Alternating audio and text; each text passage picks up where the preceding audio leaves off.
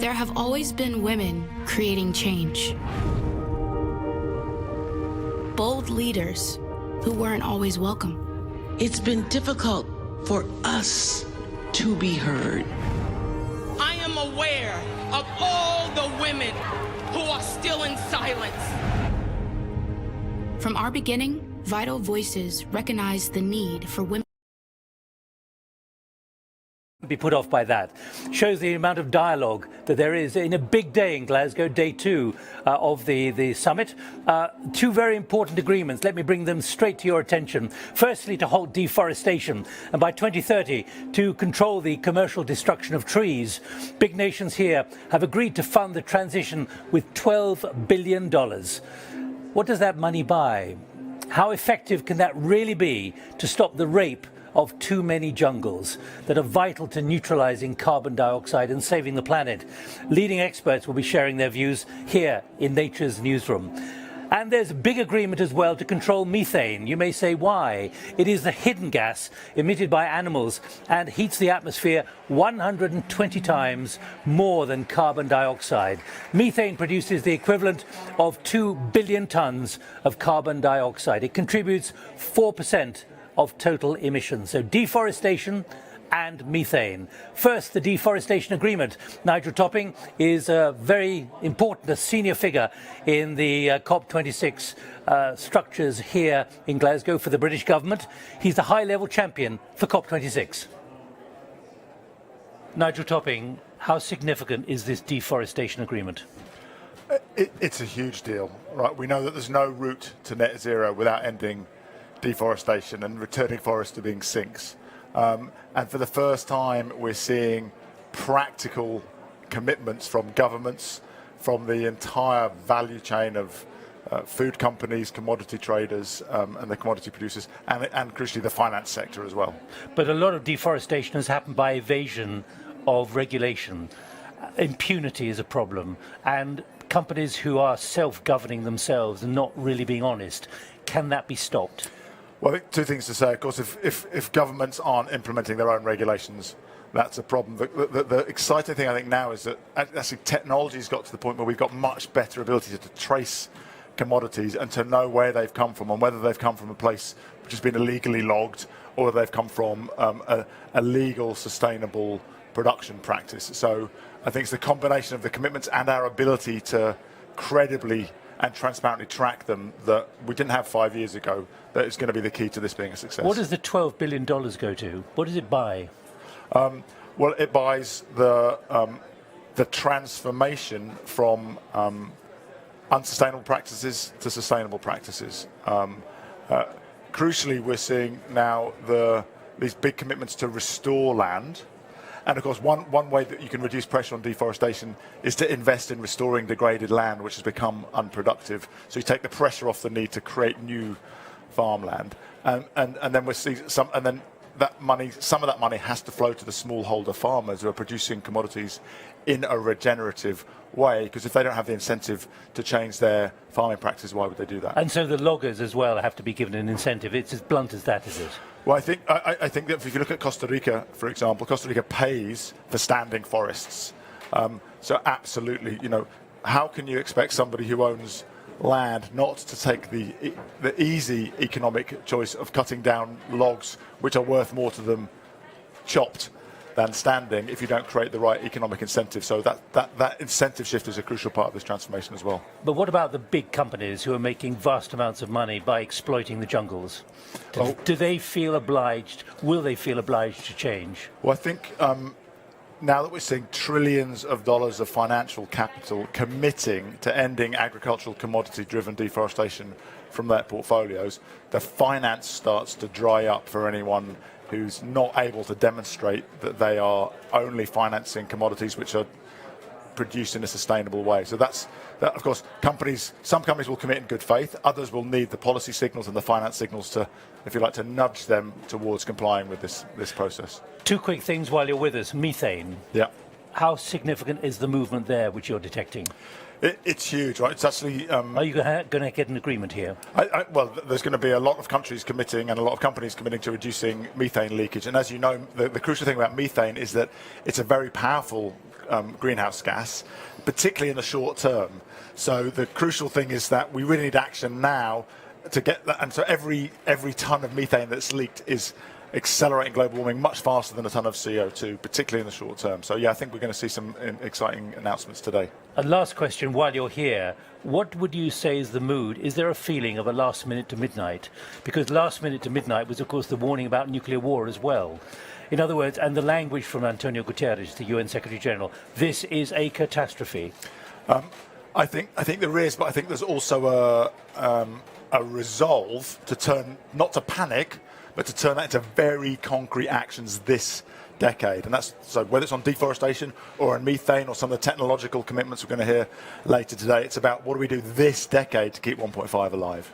You've got a large number of people sitting the other side of the glass waiting to hear from you. Nigel, thanks for joining us. You're welcome. Thanks a lot. Nigel Topping there talking to me, I have to say, just before the methane deal was confirmed. Well, I'm joined by Dame Elizabeth Corley, who's chair designate of Schroders, the investment managers. Elizabeth, thanks for joining us. Pleasure. Let me just pick up on that word. You've heard all the kind of language which was used yesterday among the leaders about catastrophe, etc., etc. Is that having an impact, adding an extra mile, a few more kilometres to thinking and radical thinking?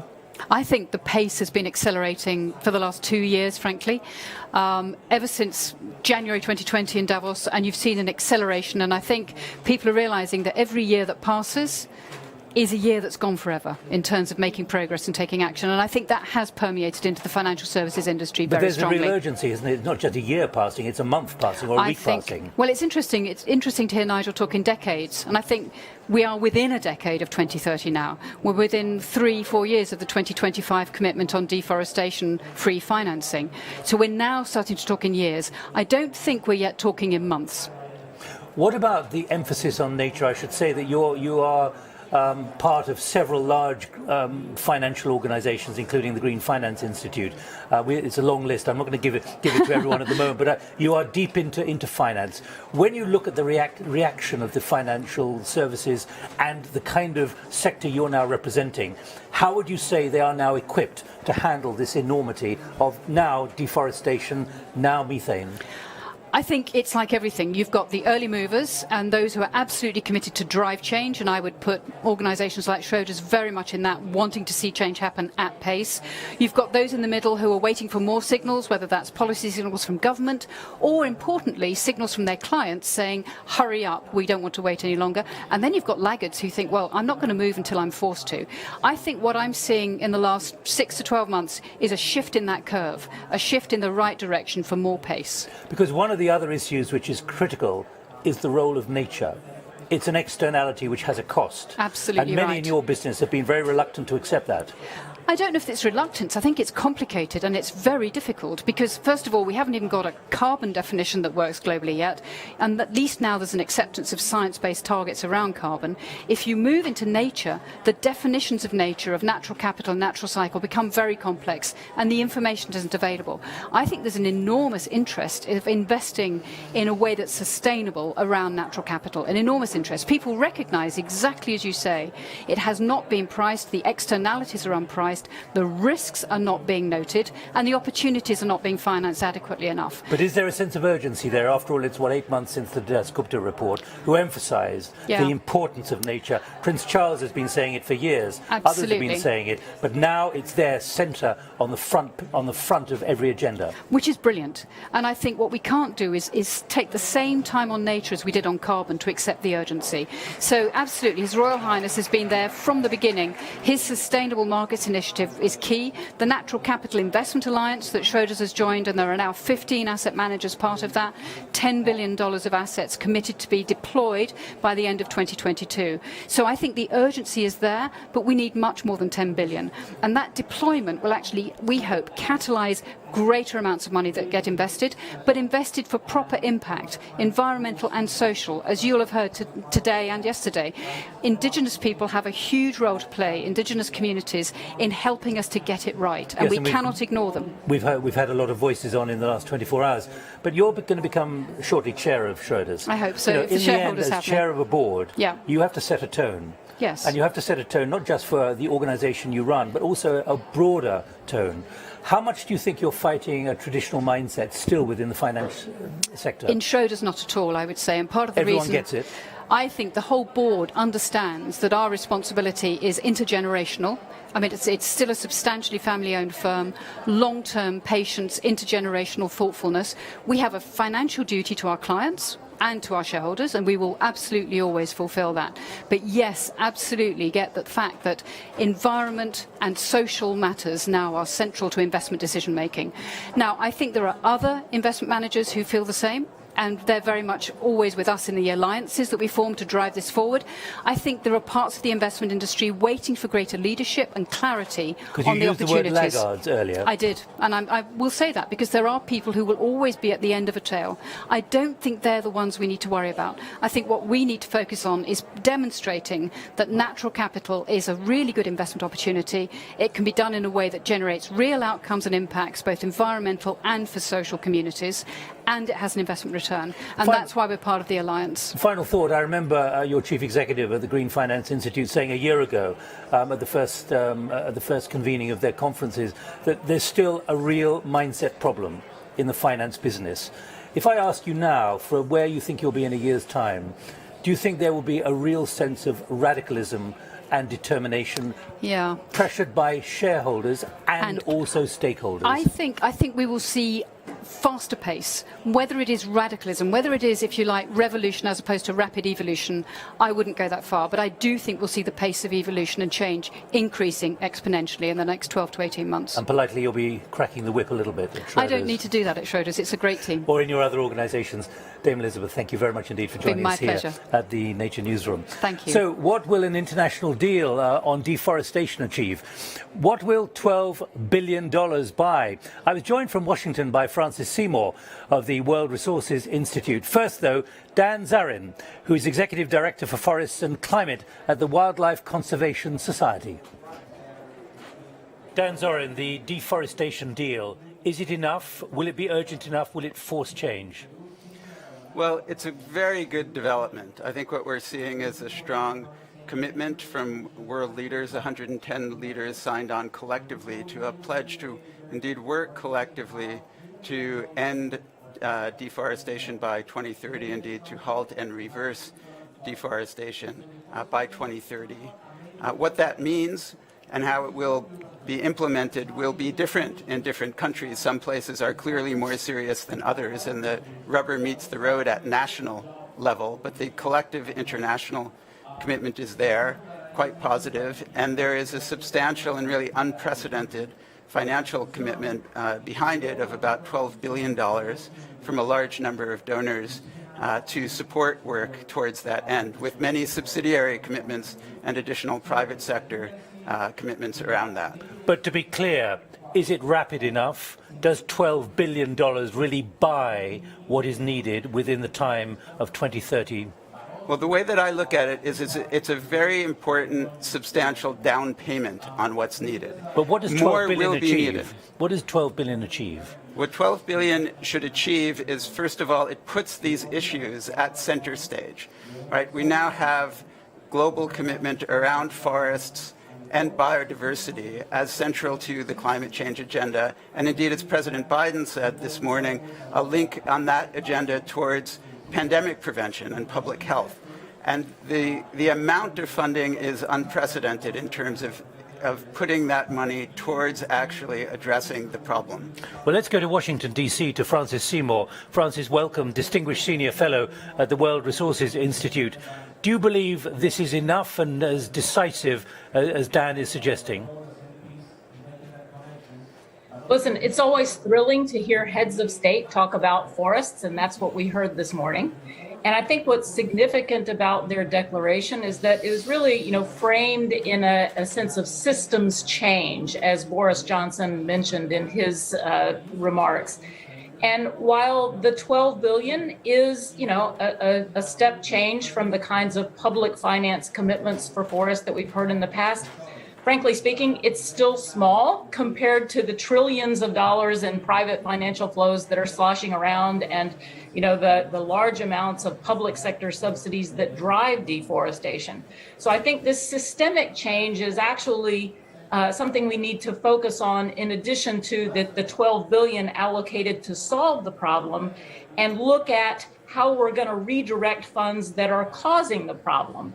And that's why these financial sector commitments that Dan just alluded to are quite important.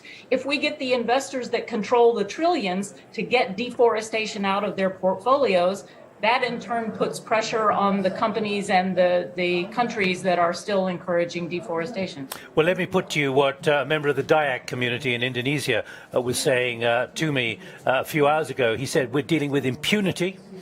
People who rape the land and they know they can get away with it because they have to control it for themselves at the moment. Is that going to be put to an end, Dan? Well, that's a very difficult question. I think but it's an important question. It's a very important one. I think, again, we're going to see things acting out differently in different places in the world. There are many places in the world where the political economy is structured in ways that actually lead to the problems that you're talking about. Now, simply throwing money at that is not going to entirely solve it. The question is the political will to address it. And as Francis is pointing to, does the economy, do the larger scale incentives actually shift?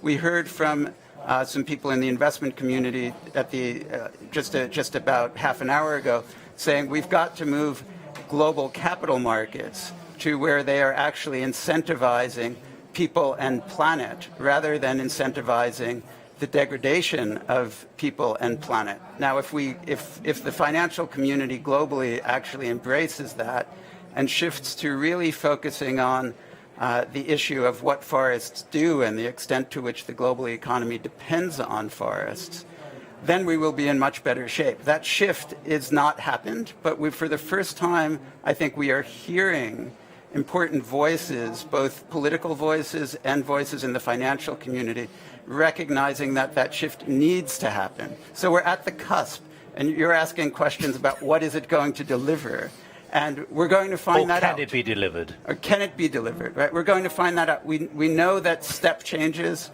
radical changes are possible. We've just seen countries globally, the global economy, invest trillions of dollars in dealing with the pandemic, on turning that ship around very quickly in relative terms, obviously still with huge human costs. Well, let me check. We need the same thing on the climate agenda and on the forest agenda. Francis, let me just put to you those two phrases. Well, one word, impunity, but also the self-auditing, which is going on currently and being abused by many who are actually deforesting illegally and essentially raping the jungles. So it's a great question, but I think we've got a two-pronged approach that we know can work. And that two-pronged approach is, one, directing finance directly to some of these indigenous and local communities. We have evidence that if we empower them with the forest monitoring technology and capacity, they can actually decrease local deforestation rates by fighting the incursions into their territories. But they can't do it by themselves. And that's why the second prong is important, to provide financial incentives at the large scale, at the level of entire countries or large subnational jurisdictions, to say, if you do what only governments can do, enforce the law, change fiscal incentives, regulate companies, we will pay you for the forest carbon that you sequester at an attractive price. And you heard several heads of state from forest-rich countries today mention that need for the financial incentive. And also just to enable them to finance the very real costs that they incur in terms of monitoring their forests and fighting crime. Let me ask you both finally about the other heads of state announcements. There's a danger we're going to get stuck on deforestation when other big things have been announced as well. Dan, in bullet point way, can you just highlight the kind of things we should also be looking at which have been announced? So, look, we're here at the Climate Change COP. There are really two things that are really critical that need to happen to address climate change. We need radical reductions in carbon emissions, not only obviously from nature, but from the whole energy and transportation economy. That enormous amount of decarbonization needs to proceed rapidly in the next 10 years. And at the same time, we need to protect forests, because forests are already preventing climate change from being anywhere from 30 to 50% worse than it already is. We're seeing announcements on both places. We're seeing a lot of commitments now around 2050, some in advance of 2050 to reach net zero by many countries across the economy. Right? Some countries are pushing further out, and I think we need to really see the implementation of what was the promise of Paris, that when countries make pledges, they are reviewed, ambition gets ratcheted up. That has been happening. It needs to happen faster, because we've really just got this decade to make the difference we need to see. Francis, again, those heads of state announcements, what else would you like to highlight? I think, we're hearing a lot about long-term commitments and sort of general statements of collective responsibility. What we need to listen for is the short-term pledges for what individual governments and other stakeholders are going to do, not in 50 years, not in 10 years, but this year. And one of the most powerful statements this morning was from Hindu Ibrahim, an indigenous woman from Chad, who said, she's going to be looking 1 year from now what you've done in the next year, because in 1 year, the trust will be gone. So we really need to be listening for statements about what people are going to do when they leave this conference, not in 10 years or 50 years' time. Quickly, a minute on this from each of you.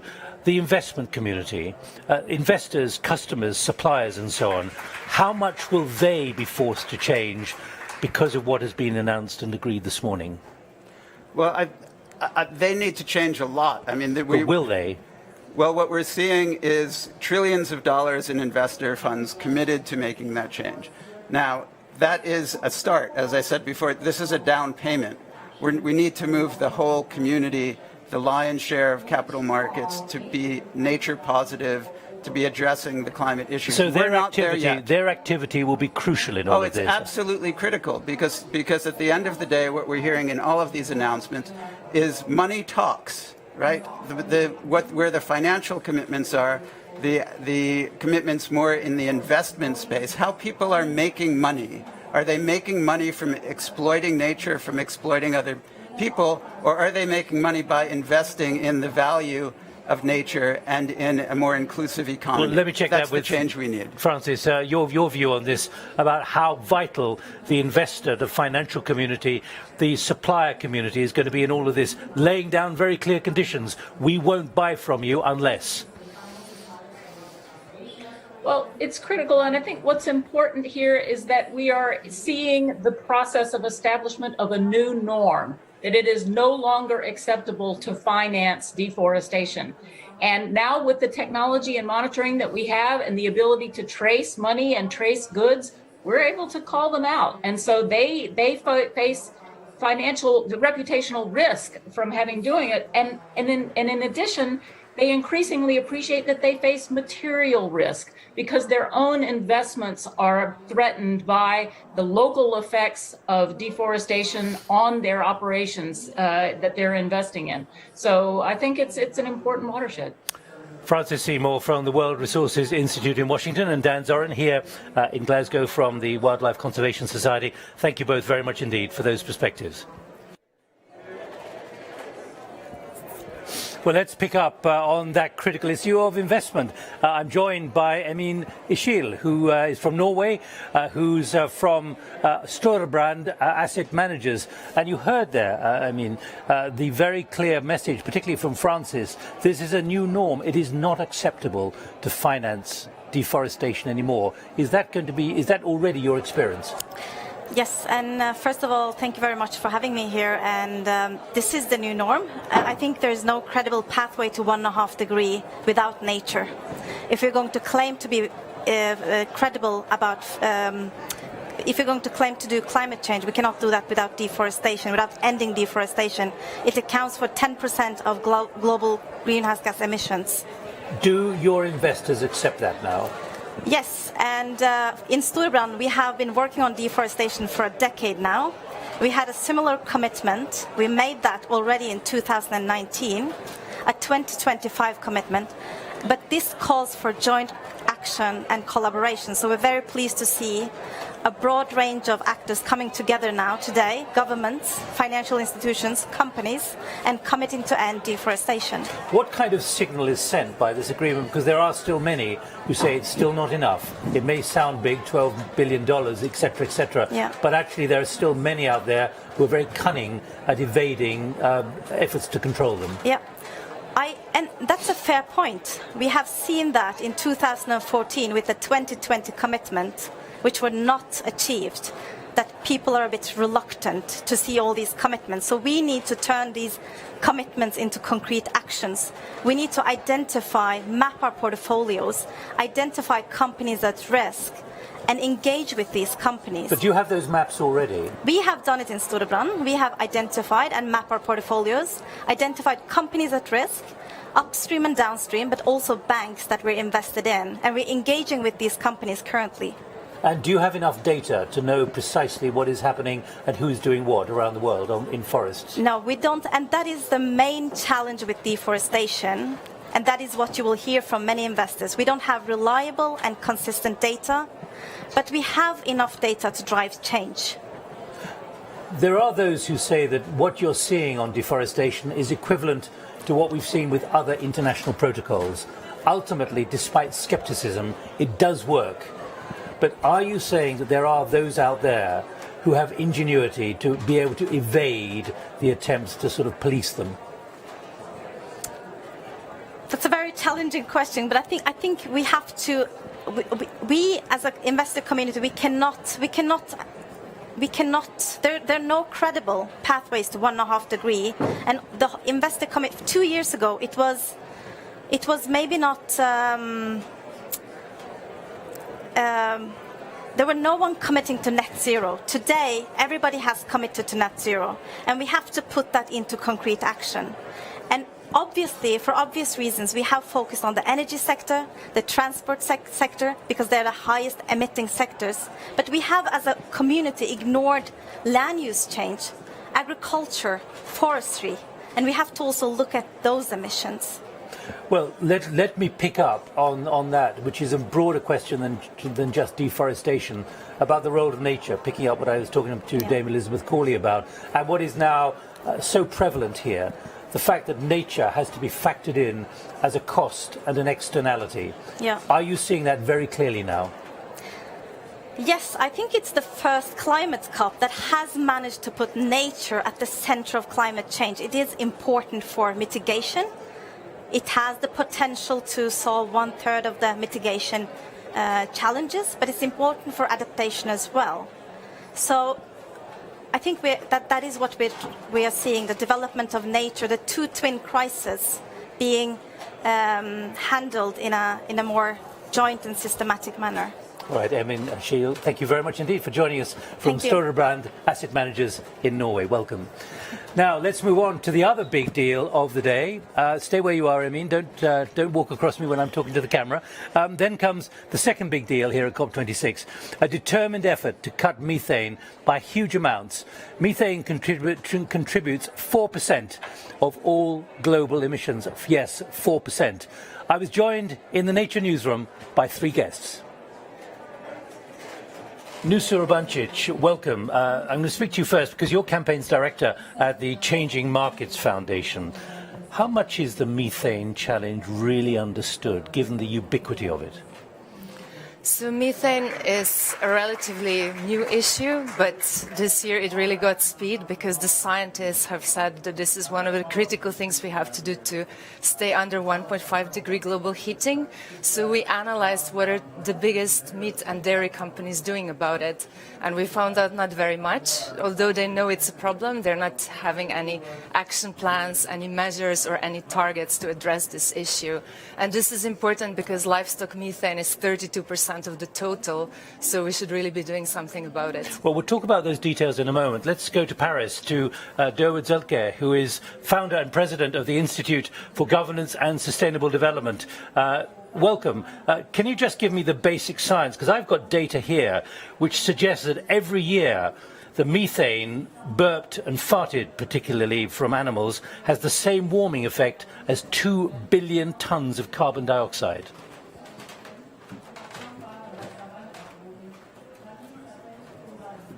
can do to slow climate change. It represents about half of all warming today, and it has the unique characteristic of being short-lived in the atmosphere. And that means when you cut it, it produces cooling very quickly, gives us a chance to win the 10-year sprint to 2030 and stay below the 1.5 as we pursue the marathon to net zero at 2050. Is it controllable in your view? Almost all of it is controllable and at low cost.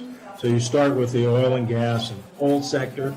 Now we're phasing out of that and moving to clean energy, but along the way, it's essential to stop the leaks of methane. We know how to do it. It actually saves the companies money and preserves their social license to operate. Let me just the next piece, of course, is... Let me just check one bit of data, if I can, Durwood. Methane, 120 times more warming the moment it reaches the atmosphere. Is it that serious? Well, because when you measure it over a 20-year period, it's that big. And that's our relevant time frame. It's probably not even 20 years. It's 10 years. Because within this next 10 years, the self-amplifying feedbacks of the Earth will start to turn from our friend to a foe, and we'll lose control of the climate system. So methane in that period, that 10 to 20 year period, is the single most important strategy the world can pursue. All right, let's work out where the New Deal is going to take us on that. But first, let's go to Terrado, who's joining us from southern Spain, who's senior research scientist at Greenpeace Research Laboratories, normally at the University of Exeter. Reis, welcome. What can you add about the science here and the enormity of the challenge, particularly what is being produced by animals? Yes, so animal agriculture is the single biggest emitter of methane human activity, from human activity. So it's one of the key elements we need to limit if we are to really reach a safe climate controlling methane. Cutting animal agriculture is actually like an emergency brake into methane emissions. But the current pledges are not really including animal agriculture into it. Every climate scientist is actually saying we need to eat less meat and dairy, but politicians need to catch up with this fact. How much, what is the volume in your view, in your scientific assessment, what is the volume of methane that is the big challenge? So we need to, methane emissions from agriculture represents around half of all methane emissions into the atmosphere from human activities. From that, around 90% of the agriculture emissions come from enteric fermentation, that is from the digestive system of the animals, and from manure. So the biggest chunk of that limit of emissions within agriculture is coming from the animals. This is why this component is essential if we are to limit global warming in the short term. Methane has a global warming potential 8 times that of CO2 in 20 years and 30 times in 100 years compared to CO2. This is why it is very important to limit it in the short term. If we are to reduce temperature in the next decades, it is essential that we reduce methane alongside reducing CO2 for the long term, especially. All right, well, let's go back to Nusa Urbancic from the Changing Markets Foundation here in Glasgow. Because, Nusa, I'm going to hold this up, and we're not going to go into the detail here. Some of you may be able to pick up some of the names of some of the companies, but I'm just showing you this because there is a list here which starts with the most guilty, if you like, by the standards of your analysis, the companies and how they are handling this. What is your analysis of the view of these large corporates making big money from agriculture and their attitude to methane? Yeah, so we produced the first ever ranking of global meat and dairy corporations and what they're doing on climate and methane specifically. So these are the companies that together have annual income of $500 billion, which is equal to GDP of Sweden. And it shows that the best performer, Nestle, only got 1/3 of the points. That's Nestle at the top. Yeah, at the top. And the worst one, French group Biga, which is the biggest European Right down at the processor bottom. of beef, got 0. So, and the average score of meat company was 7.5%, and the average point of dairy was around 15%. So you can see they're not at all addressing this issue. Are they in denial? Are they lacking willpower? Is it just a matter of time before they have to be pushed, if not forced, into changing? I think the Global Methane Pledge is a great opportunity to actually change this, because it does have a gap. It doesn't go the whole way of what is needed. 30% is what the governments agreed, but we need to do more. And we need to do more anyway to transform our food system, also to cut CO2 emissions. And for this reason, we are saying this is a great opportunity for governments to fix their broken food systems. Well, let's go to Derwood if we can. Derwood in Paris, you've been involved in negotiating and specifying and producing the fine print in this methane deal.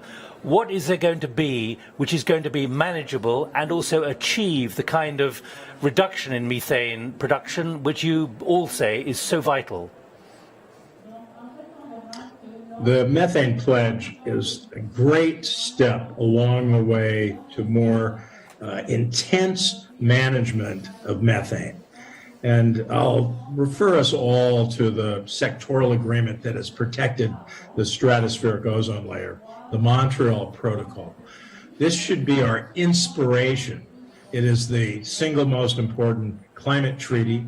It has already solved an amount of warming that otherwise would equal what CO2 causes today.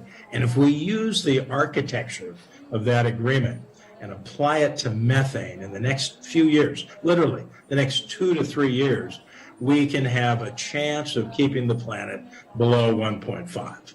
Well, Derwood, I have here NUSA's Changing Markets Foundation document, which says right at the top, blind spot, how lack of action on livestock methane undermines climate targets. What's in the protocol, what's in the deal, which is going to force the agricultural producers of methane and those who buy the products from the cattle which produce methane, what is there in the deal which is going to force a change of heart from these big companies? Well, I think what we're seeing is that the heads of state of the world have finally woken up to the fact that methane is an essential target. So this means that if you're the head of one of these large dairy farms or meat producers, you will lose your social license to operate if you do not learn to control methane, and to do it in the very, very short term, in the next couple of years. I mean, this means that the cops are after you now. That's the signal that the Methane Pledge is sending to the world. Is it going to be that rigorous? Literally, the cops are after you, not this COP where we are at the moment. You're talking about, if you like, the methane policeman. Well, I think, again, the way these things work is that you start and you strengthen. So we know that we can go after the emissions from oil and gas and coal immediately, save money, they're dirt cheap. We can go after landfill. Agriculture is a little trickier, and you want to look at the best jurisdictions, for example, California, which is a big agricultural state in the U.S., and to see what strategies they're using, including how you shift subsidies for agriculture. We expend a tremendous amount of public money on agriculture, and if we shift from the damaging to the good, we can keep the farmers in business, we can keep the food on the table, and we can reduce methane and save the planet. Let me go to Ray Terrado. The issue here, of course, is net zero. That's what the great ambition is. How does methane, this kind of reduction in methane production, how will that impact on the net zero ambitions? So I think it's really important to go back to the fact that animal agriculture, going back to nature. So animal agriculture takes around 1/4 of the land on the planet. So it has a very big impact on nature. both from the emissions of methane, but also for the destruction of ecosystems. So when we look at what can be done, when we are limiting, if we limit the production and consumption of animals worldwide, we will be limiting the emissions of methane, which is a very big important element that is missing on this pledge. Actually, it talks about technological solutions within the methane in agriculture, but it doesn't really look about reducing meat and dairy. And secondly, if we limit production and consumption of meat and dairy, we're also limiting the pressure on land. And we are then allowing for protection and restoration of natural ecosystem, which takes me to net zero, which is really important if we are going to get to net zero. For net zero, we need to reduce emissions, both from CO2 and methane, and we also need to protect and restore forests. Both of them are essential, and in the intersection, you will find animal agriculture. At the moment, that's a blind spot. All right, 15 seconds each. I want to know whether you think this will really work. First of all, Nusa, do you think this really can work, that the kind of companies you've listed here will listen and have to take notice? They have to be regulated. What our research shows also, 8 of these companies are based in Europe, 5 of them are based in North America, 1 is in New Zealand. So these are all governments that could force these companies to set science-based targets, to start reporting on methane and start reducing it. Derwood, do you believe this really will make a difference in line with CFCs and the Montreal Protocol and what they have achieved in the last 20 or 30 years? It will work, and it will work fast in the next 2 to 3 years. I guarantee we'll see a new agreement modeled after the Montreal Protocol that slams on the brakes of methane. Thank you. And finally, Race, are you optimistic? Do you agree with both Nusa and Derwood? It will work. It will work because not only science is already saying it clearly, also young people are changing the behavior. When we eat less meat and dairy, we're telling governments that we need to shift incentives and policies away from factory farming and industrial agriculture into plant-based diets that are healthy for the planet and healthy for everyone else. Well, Race, Derwood and Nusa, thank you very much indeed for those prospects, I have to say, and the perspectives on methane. It looks like things are moving and you're all optimistic. Thank you all very much indeed. Thank you. Well, central to everything we're considering is data. There's still a lack of data on so many issues, so many critical issues, as we were hearing earlier in this broadcast. Joining me are 2 leading figures who actually whose job is to manage and to scrutinize data. Fred Onai, who is a project manager from Uganda. Welcome, Fred. And also Giselle Denyo, who's coordinator for the Vice Ministry for International Cooperation in the Dominican Republic. Thank you. First of all, what kind of data are you now able to get? Are you amazed almost at what you can see, particularly from satellite scrutiny? Yeah, geospatial data is quite amazing. As a biodiversity hotspot, Dominican Republic really needs to understand more deeply all the ecosystems, the biodiversity loss, and all the communities that depend on them. We have coral reefs, we have broadleaf forests, we have mangroves. So these geospatial data allow us to understand what is the dynamic that's happening on these places and how climate change is impacting biodiversity in these ecosystems. Fred, and your experience in Uganda? Yeah, great experience because, as she has said, the spatial data has done a great deal. It has moved us from policy thinking that are not science-based. It is promoting the science-based policy interface based on the spatial data. We have moved to map the entire Uganda into what we call the nature-based solutions area of action. The entire area of Uganda? Yes, the entire Uganda in terms of nature-based solutions action areas. Protection, which takes 20%.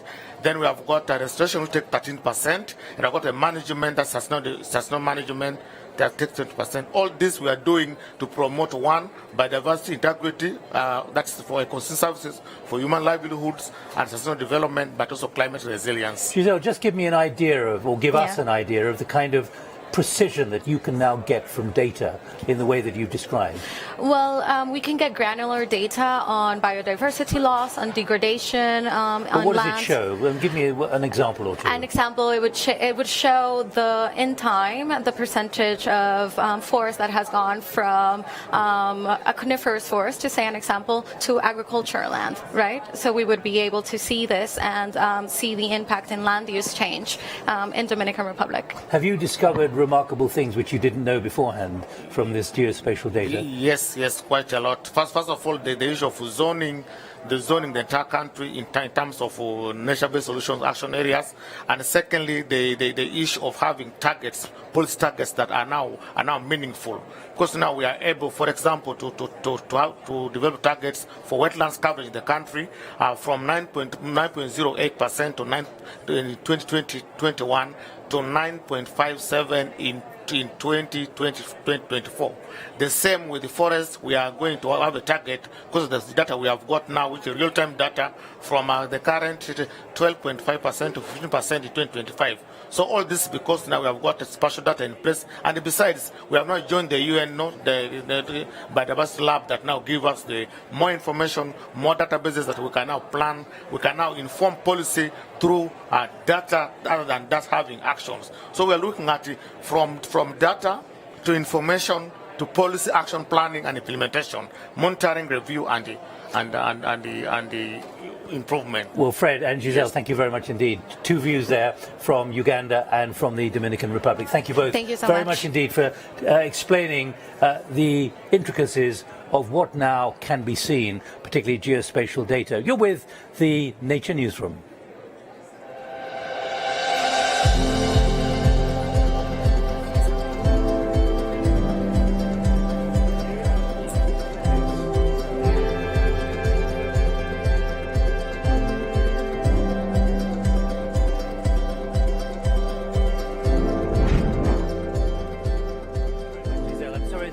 Rushed. Thank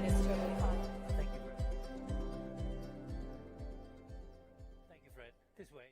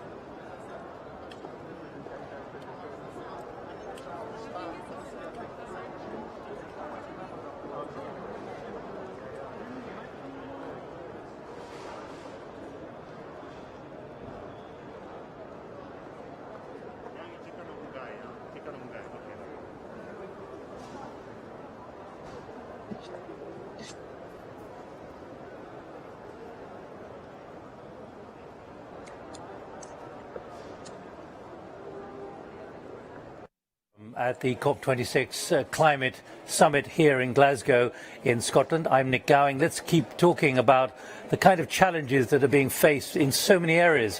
One of them is, of course, we've got the parallel crises of the climate emergency and the speed at which things have to be done, as highlighted yesterday by many of the leaders, and particularly the Secretary General of the United Nations, Antonio Guterres.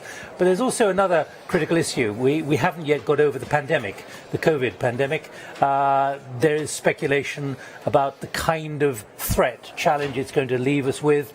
And there are many epidemiological issues which have to be gone into. We're not going to be discussing that, but there is an important principle which we want to highlight for you here. And I'm joined by Nigel Sizer, who is Executive Director of the Preventing Pandemics at the Source Initiative, and also here in London, in Glasgow, by Nonette Royo. Welcome, Nonette, who is Executive Director of the Tenure Facility. And I hope down the line is Ari Bernstein, who is Interim Director of the Centre for Climate Health and the Global Environment at the Harvard T.H. Chan School of Public Health, a paediatrician, Ari, at Boston's Children's Hospital. Welcome. But let me hear right from the get-go from all three of you the challenge and the deductions you are making about what we now face at a place which is considering the climate, but it's also a very significant challenge to society, another parallel challenge. So humanity is facing two major crises right now, the climate emergency and the risk of future pandemics. Both of these crises result from a broken relationship with nature. All the pandemics start with spillover of viruses from other species into humans, and this risk is accentuated by clearing tropical forests, the wildlife trade, and livestock production.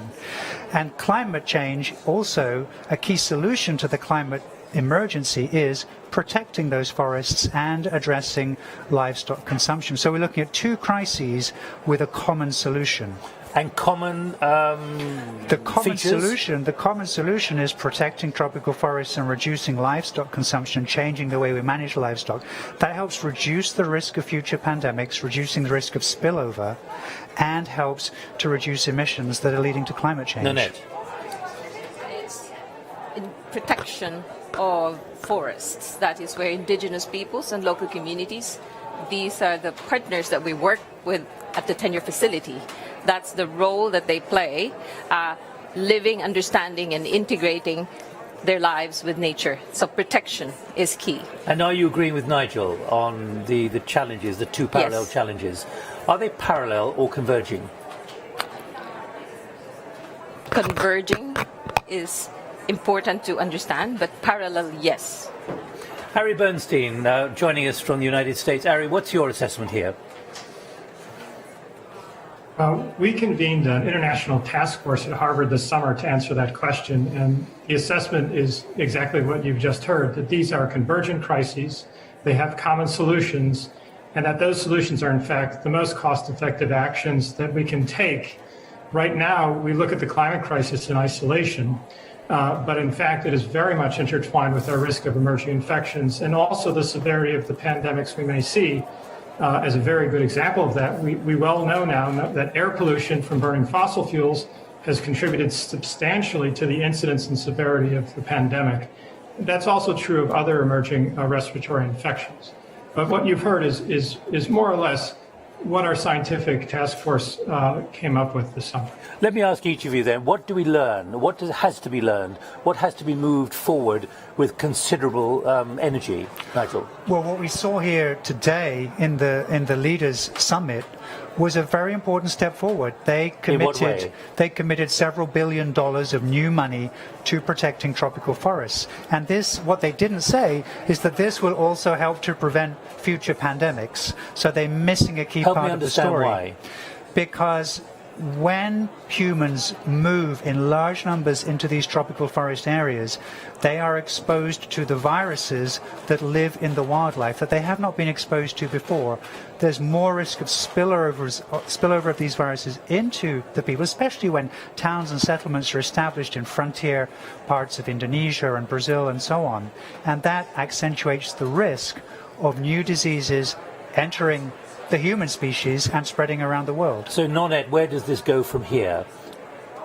it's very important to emphasize that there are guardians of these forests. They understand the integrity of that entire ecosystem, and these are the indigenous peoples and local communities. Indigenous peoples, most especially, use traditional knowledge, have seen patterns over time, and they have told the world several times, this is not the way to go with our lifestyle now. So land rights is essentially the mechanism by which they can do this job with us. And the recognition of that was emphasized this morning in terms of the investments of funding to protect forests through recognition of land rights. Ari Bernstein, let me keep moving this forward. How does this help us understand, but also prevent future pandemics?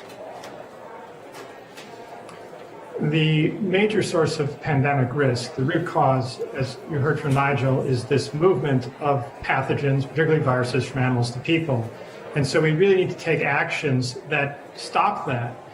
It is not adequate to simply try and deal with these problems after they start through vaccines. As one example, we can see right now that we've had a vaccine available in record time, and yet large swaths of the human population, particularly those most vulnerable in the low-resource communities, have least access. So we really have a critical opportunity now to leverage our investments in conservation, both to the climate crisis and to indigenous rights, and then, of course, address this risk of spillover. The investments are critical, but we have to do them in a way that acknowledges that these aren't just investments in molecules of carbon. They're investments in indigenous peoples. They're investments in conserving the life upon which all of our health depends. And yes, they absolutely are critical to addressing the climate crisis. Let me ask again, each of you, what role must governments play in all of this? And just before you answer this, I was very struck by listening to Bill Gates. You'll have your own view on this, but he said the thing about the pandemic is we could actually create a vaccine, and that helped us reduce the incidence of COVID. The trouble is, for climate emergency, you can't have a vaccination. You've got to think of it in a very different way. Well, and also 97% of people in the least developed countries still haven't been vaccinated. So the vaccine only gets you so far. If we can prevent pandemics before they start by protecting forests, dealing with the wildlife trade, addressing some livestock management issues, stopping the risk of spillover, reducing the risk of spillover, that's actually the most equitable solution to all of these challenges. And what role must governments play in this? Pre-spillover means protection of the forest guardians that essentially prevent this from happening. So, Ari Bernstein, last thought from you, if I can. What role must governments play in this, given that governments were essentially destabilized by the enormity of what's happened in the last almost 2 years? They have a role in ensuring that the financing that's coming out of COP and other mechanisms is not siloed into molecules of carbon, but that the full value of those investments are recognized. And when they are, they'll become unavoidable investments that will be too good for anyone to refuse. Do you believe they will do that? I have seen progress. I'm not convinced it'll happen yet, but I think the coalition that Nigel's helped leading, the voices of people like that, are critical. And I think we have every reason to expect that progress will continue, but it's going to take work. Yes or no, Nigel? Is it going to happen? Are governments going to realize this quickly? It has to happen. How quickly? It doesn't mean to say they'll do it. How quickly they will realize is hard to say. Nanette? they will realize, and they are realizing it. Belatedly. Thank you very much indeed, Nonette, for joining us. Nonette Royo and Nigel as well. Nigel Sizer and Dr. Ari Bernstein joining us from the United States. You're with the Nature Newsroom. I'm Nick Gowing. Stay with us. We'll be back in a short while.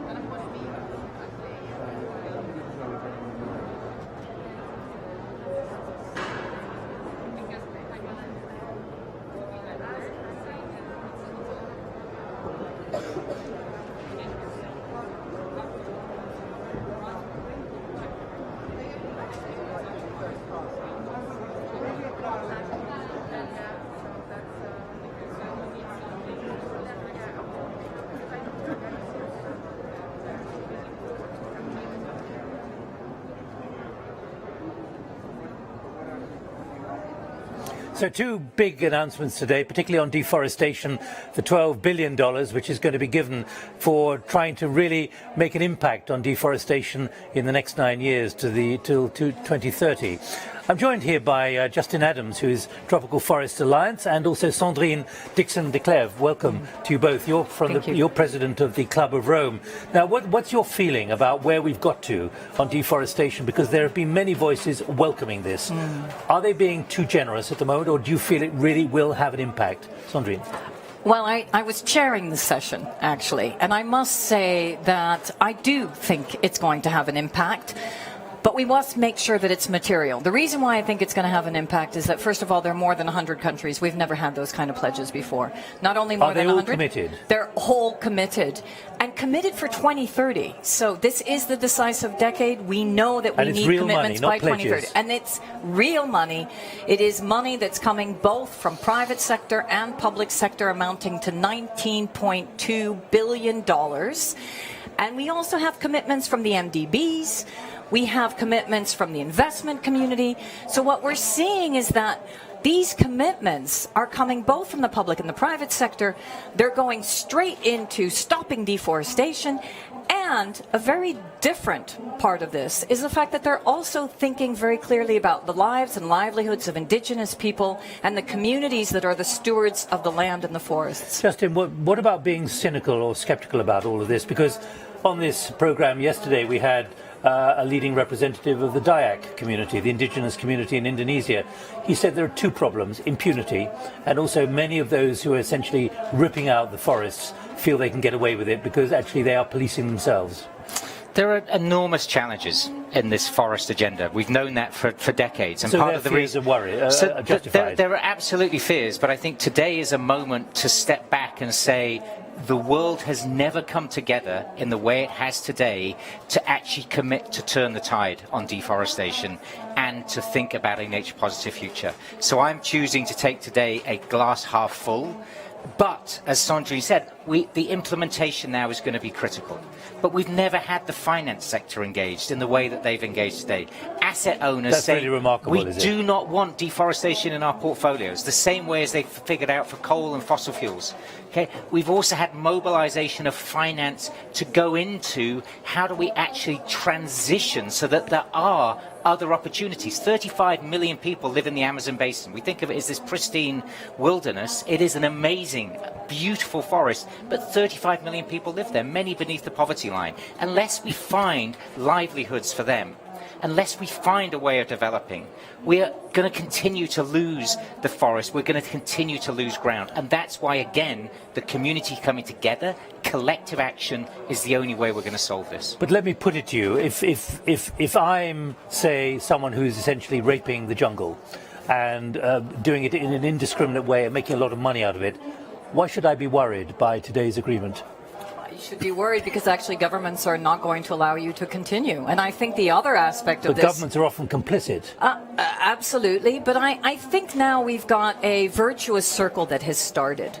There is the pressure that's going to come from the public sector and the private sector, from companies that are actually not going to buy or allow for the trade of commodities that are also creating the deforestation. That is part of this agreement as well. So we're going to start to see new pressure points. And I think that what is clear is we could be cynical and we could say, no, this is not going to actually turn into implementation. Or we could say, today we have changed the tide. We've changed the tide because we have commitments from the biggest countries ever, including Brazil, but including Russia, including China, including the United States. And really, there's not a lot of other good news coming out of this COP. So I think it's really important. Yet and we are hopeful. Today's been a remarkable day. Today deforestation and methane. Absolutely. And we need to build on that. But we need to hold these leaders accountable, and we need to hold the private sector and the investors accountable. And I agree with you. What we need to make sure is that the levers are in place to make it tangible and real, so we stop deforestation by 2030. Justin, you know many of the leading players, though, who are causing this problem and have been. They've got away with it up to now. Again, why should they be shaking and wondering if their business model is now at risk? I think there's two different things we need to think about. One is the illegality, the criminality that has occurred. It's occurred all around the world over centuries. But it's embedded in the society, It's embedded, isn't it? but actually the biggest drivers of forest loss are actually for increasing food production. And this is the balance that we've got to get right. And that's also what's different today, is a recognition that this is about the food system, the food we all eat. In the last 2 decades, food production has grown 50%. In the next 10 years, 1.8 billion people are going to enter the middle class, all demanding more food, more calories. How we meet that demand for people to eat and to sustain their lives, together with actually stopping the loss of the forest, is the critical challenge of the decade in this agenda. And we can't get to 1.5 degrees, we can't get to stopping the biodiversity crisis, the loss of nature, unless we turn the tide on deforestation. And that's what's there. Individual countries. I was in the Colombia Pavilion this morning. The president of Colombia made a very impassioned speech. Yesterday. Okay. They recognize this is about actually deploying the army for criminality. It's also about engaging with the private sector on supply chains and the food production. It's also about how they can restore some of these landscapes. And it's only if they take, and it's working with the indigenous communities, 57 indigenous communities in Colombia alone. Okay? It's only if they take a whole of government approach are we going to turn the tide. We can't just say stop the illegality. That's what's different. Countries starting to recognize that. You also heard that from President Biden's comments. The US has never been as engaged. He talked about a whole of government approach. That means, what are they doing to restore lands in the United States? What are they doing to stop the import of illegally deforested product? Well, let me shift it now and say, look, it's all very well talking about deforestation, cutting down of the trees. What about regeneration? Is there enough in this decision and agreement today to regenerate the forests at the rate that is needed to absorb carbon dioxide? So thank you for that question, because I actually was the co-chair of the action track on resilience in the UN Food System Summit, where we talked about regeneration being absolutely key. And the answer is? And the answer is, in this particular instance, no. We didn't talk about regeneration Should enough. you have done? Absolutely. And I think the other point, though, which I would like to make, is we're starting to join the dots, exactly as Justin just said. So the UN Food System Summit talked about regenerative agriculture and the way in which we look at land use, and we stop deforestation for the commodification of food.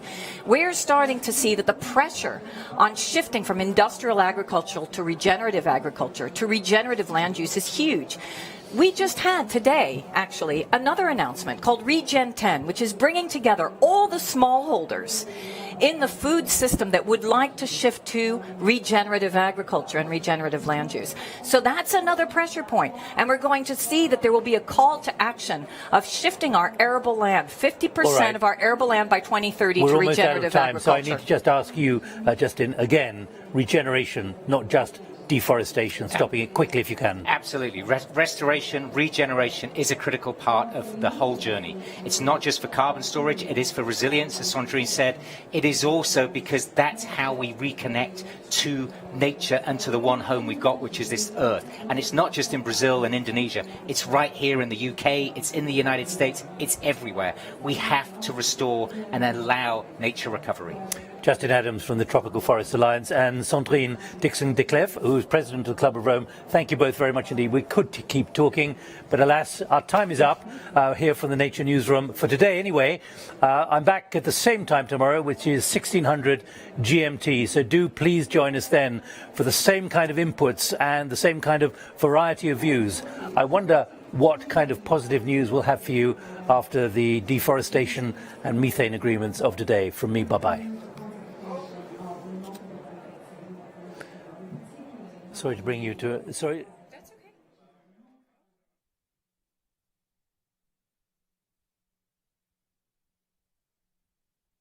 Aaron Blomgarden. Aaron, welcome to the Nature Newsroom.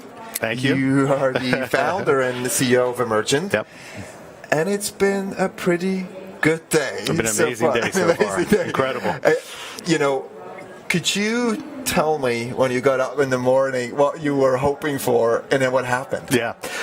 Look, I knew we were announcing $1 billion for LEAF. I knew we were announcing that there were 7 new companies that are making commitments through LEAF to pay countries to reduce deforestation. I knew we were signing the first set of letters of intent with forest jurisdictions, so 5 forest jurisdictions. So I knew all that. Yeah. What I didn't expect was the impact at the World Leaders Summit and the overall sort of support for both LEAF and then the broader commitment, $12 billion commitment to support forests. In my mind, this has become the Forest COP, and this is the most, I think, meaningful COP since the Paris Agreement, and certainly the most meaningful COP for forests. And really, I think if we get this right, this is a turning point for the world's forests. Let's dig a little deeper in a minute about how it actually happened behind the scenes. I think, you know, you'll read about the pledges. I'd love to hear from you a bit the war stories behind the scenes. But before we go there, just for our listeners, why is it so important we protect tropical forests? Yeah. I think it's known now that we can't achieve the goals of the Paris Agreement. There's no path to delivering on a safe climate without reversing and then stopping deforestation. Because deforestation represents 10 to 15% of greenhouse gas emissions. If all the deforestation in the world were a country, it would be the 3rd largest emitter behind China and the US. And so there's really there's no feasible way, even if we decarbonize tomorrow, we can't reach the goals of the Paris Agreement without massively reducing deforestation. And so there's clear benefits from forests to the climate. But then we look at communities that depend. There are billions of people who depend on forests for food and livelihoods and live in the forest. And we talk about biodiversity, plants and animals. We need biodiversity to live. Humanity needs biodiversity to live. And so we're in the process of causing a major extinction event, which is a clear and present danger to humanity. So we've got this sort of triple win: climate, people, and biodiversity. You know, this really reminds us what we're hearing from science, how critical it is that we, as you said, not just protect the forest for the sake of, keeping CO2, with biomass or absorbing CO2, but it's really just about keeping this planet stable as these massive forests like the Amazon really performing a stabilizing function for the overall planet. Absolutely. Listen, one of the things that I find that's interesting is we all learn when we're kids that trees suck in CO2 and then they breathe out oxygen, right? And so we all grow up, I think, loving trees, or at least most of us. And intuitively, I think that brings people to, hey, we need to plant trees, right? Which we do. We need to restore forests. But I think the connection that people miss is that forests are also, deforestation, through our destruction of forests, they're a huge source of emissions. So I have a mental image of a bunch of coal-fired power plants sitting in the middle of the Amazon spewing out emissions every day. because of the deforestation, because of cutting down forests and converting them to plantation, etc. So we've got to stop that. We've got to immediately stop that, and then we need to restore and replant. You came up with a mechanism to accelerate that from stopping it from happening. Yeah. So I want to hear about that, just in layman terms, what you're doing with the Leaf Coalition. And maybe, Aaron, you just can start from, there's a lot of disappointment with previous pledges, right? We really didn't make progress in stopping deforestation. So explain what you're doing, what's been announced today, and also why it makes you hopeful that this might actually be different. Yeah, so I think we need to move from pledges to commitment and action, and I think that's what we've designed LEAF to do. So what is LEAF? LEAF stands for the Lowering Emissions from Accelerating Forest Finance. Quite simply, what we're doing is we're mobilizing public and private sector. So it was anchored really by Amazon and then the governments of the UK, US, and Norway. We now have 19 companies that are part of this, and these companies are committing to pay for emission reduction credits that are coming from reducing deforestation at the jurisdictional level, meaning at the national level or a large state level, over the next 5 years. So they're signing up right now to legally binding agreements, right, to say we will pay $10 per ton for jurisdictions that reduce deforestation. Now, those reductions will be verified to a new third-party standard called the Architecture for Right Transactions to make sure that those are real, they've happened, and so we pay after the reductions have happened, and so that way we can be sure that those reductions are real, additional, etc. We have the governments then who are allowing us to leverage that commitment to basically commit more to the forest countries. So the governments are coming in and saying, hey, we will act as a buyer of last resort. So we'll pay a floor price. So if the market doesn't mobilize, and what we're basically doing here is we're really trying to create a new market. It's for really the first time we're bringing the private sector in to support so-called jurisdictional forest protection, meaning when we say jurisdictional, national level programs or large state level programs. And what do those things look like, right? They could be creating new protected areas, it could be enforcing existing protected areas, it could be investing in alternative livelihoods for forest communities that have no other choice but to deforest. There can be a whole host of actions on the ground that this supports. So it's really like companies say, we're in to stop deforestation, protect what we got, and we're willing to pay for it because it helps us make our contribution in terms of, reducing CO2 emissions. Where does the money go? Right, so a great question. So the money will go to the communities that are responsible for reversing deforestation. We have to recognize these are payments that happen after the reductions happen, right? So in that sense, it's really a new asset that belongs to the countries or the jurisdictions. But what we're asking them to do is make sure it gets as close to the forest as possible and that it supports additional climate positive action and protecting the forest. So it's kind of saying, if you deliver, you'll get rewarded. Exactly. And basically we're trying to change the incentives on the ground that make forests worth more alive than dead. Right now there are very few incentives to keep, financial incentives, economic incentives, right, to keep a forest standing. If you're a community that lives around the forest or a government that's doesn't have a lot of other economic opportunities except for converting a forest to agriculture or some other extractive use, you're going to do it, right? If there's not another alternative. So what we're trying to do is change the game. Really change economic incentives on the ground to make forests work. Because right now, it's more profitable to cut the tree down than let it standing. Exactly. You want to change that. Exactly. Aaron, we can't afford to be disappointed again. Yeah. Where would you like to be in a year from now? COP27. So I think we all need to be focused on single-mindedly on scale and speed. We're out of time. We all know, right? This is the 11th hour. This is COP26. We've been all talking about this for 26 years. There's no more time. We need scale and speed and focus on implementation without sacrificing environmental integrity and quality. And so that's what I'm focused on. We're announcing with LEAF $1 billion this year. Given my druthers, I'd like to be at 10 billion next year, and then 50 billion. Right? We know we've created something with a partnership with EDF, Environmental Defense Fund, UN Red, and Forest Trends called the Green Gigaton Challenge, and we're basically calling on we need a gigaton of $1 billion tons of emission reduction. So at $10 a ton, that would be $10 billion. Right? Is that per year? Yeah. So we need to build. We need to build to that. We need to build to that. I mean, just for our viewers to understand, I mean, we're emitting about 40 or 50 gigatons a year. So that's one of those. Exactly. Okay. Yeah, that's right. That's right. Just for a final word, I mean, I promised the audience and the viewers to hear a little bit of the inside story. Yeah. It's been very fast, right? I mean, I think it took you about 7 months to get the billion, but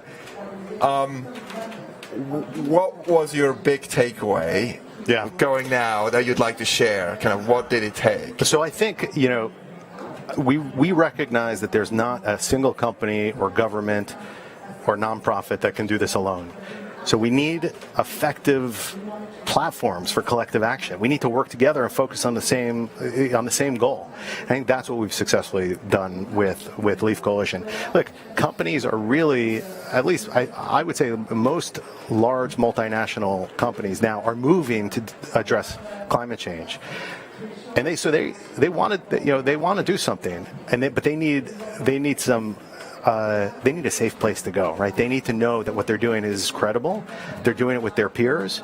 It's validated by governments. There's NGOs and civil society is aligned with it, and it's the right thing to do. And I think that's what we've tried to do. I can get to technicalities around what's gone wrong with carbon markets over the last 10 years, and we've really tried to address those things within the LEAF Coalition. For example, Emergent is a nonprofit. We're the transaction intermediary, but we're a nonprofit, right? We're not working for the companies. We're not working for the governments.